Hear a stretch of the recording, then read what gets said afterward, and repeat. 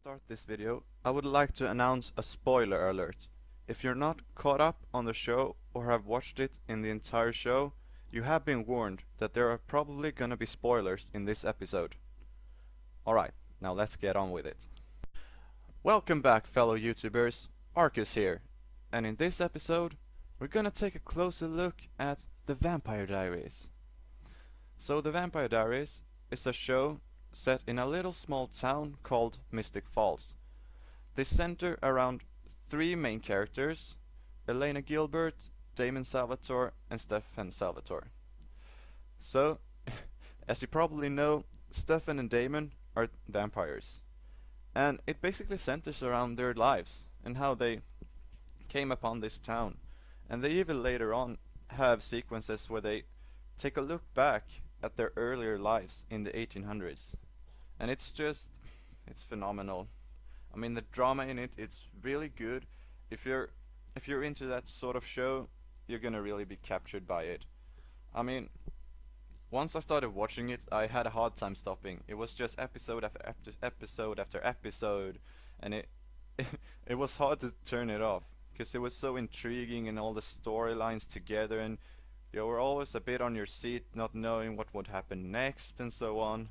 So it was truly amazing. I mean, I sort of felt at towards the end of the show, the seasons became more. I wouldn't say they were as good as the first ones, because I felt like in the seventh season they sort of lost their way a bit. I mean, they did this 3 years ahead, and they went back and forth between 3 years, and all of these different storylines had happened that seemed to not be connecting, but they explained it throughout the season, but I didn't feel like it was the same show that I watched before. It didn't make it for me that quite as good as the first 6 seasons. I mean, a lot of this could happen with that Elena is not in them. I don't know why the actress decided, or if she decided to quit the show, or if they fired her or whatnot. However, I did not feel that the show was the same quite after she left. But I mean, they made it all up in the season finale of the entire series, which was phenomenal writing. Because I was thinking to myself when I watched it, how they would end such an amazing show without either killing off everybody or whatnot. But they truly did it in an amazing way, and I especially liked the fact that Damon ended up with Elena. Because when you start the show, you think that it's Stefan and Elena that are destined to be together throughout the entire series, and they even try to explain it with their doppelganger theory. But somehow they move away from that, and she ends up with Damon instead, which was my favorite all along. So that worked out very nice for me. I don't know if some people didn't like the ending and so what, but I found it quite enjoyable. I mean, Stefan even he tried to save them, and he sacrificed himself so that Damon and Elena could live happily ever after. And I mean, it worked out for them because they got the cure. They weren't vampires anymore. They were just normal people, and they got to live out their life. And then in the end, they had this amazing scene when Damon come knocking on Stefan's door at the boarding house, and he just says, "Hello, brother." And it was just the perfect ending, because that's how the show first started. In the very first episode, that's the first line that Damon says to Stefan when they met, and they decided to end the entire series on that same line. And it was just, yeah, it was a beautiful ending. And I mean, but besides that, this show, it's a really good drama show, and it's one of the few that I've actually yet to complete. I mean, I watch a lot of TV shows, and there's just some shows they just get you hooked, and you just watch them along and long, and you hope that the episodes never end. But this one sadly did, but that's why I'm doing a review on it. And I mean, there's not like there's nothing left to see.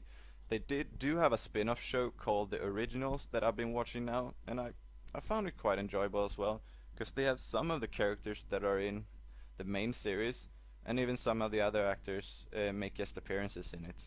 Because in the Originals it centers around Klaus Michelson, and he's one of the main I don't know if you call him villains or whatever you call him, but he's sort of the villain in the, I think it's the second and third season of the Vampire Diaries, and they follow him and his original family.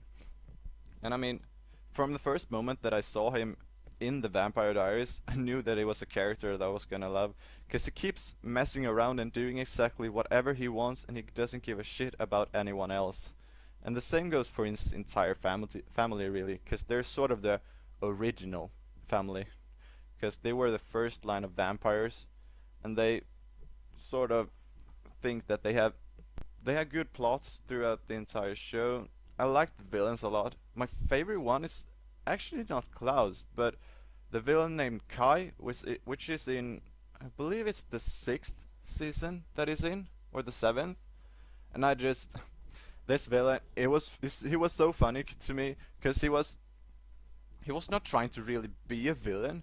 He was just, I thought he was just a comedy character, and I mean, I know some people don't see it that way, but I really enjoyed him, because every time he was on screen, he just made me laugh, and he was a very fun character, even though he did some horrible things. But other than that, I really enjoyed him, and I would have liked him to stick along a bit longer than the character actually did, because by the eighth season, they tried to chase. I don't remember his name right now, but he was sort of to be the gatekeeper of hell, and it all just became very weird. I mean, I don't know why they would have him in this sort of plot hole, and they had Damon and I believe it was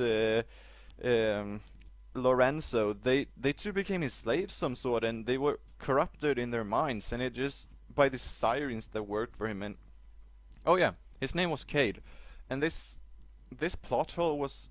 I did not like it in the eighth season, because it was so complex and so weird, and they just sort of went away from the fact that the show was supposed to be about vampires, because they kept throwing in other mythical creatures in it. And I mean, I was fine when they had like werewolves and hybrids and witches and whatnot. That made sense to me that they would have that in the same show, but not that they would add Cade and sirens and all of these other mythical creatures. They did not have a place in the show according to me. So I don't really know what they were thinking, but other than that, the show is good in the first seasons. So my rating for the Vampire Diaries is, I would put it at a 8 out of 10. Yeah, because it was enjoyable to watch, and once you start watching it, it's hard to not binge watch it all throughout. I mean, if I watched it again, I would probably skip the two last seasons and just watch 1 to 6, because those are my favorite seasons, but that's just in my own opinion. Alright, so there you have it, my review on the Vampire Diaries. Until next time, I'll see you. Bye!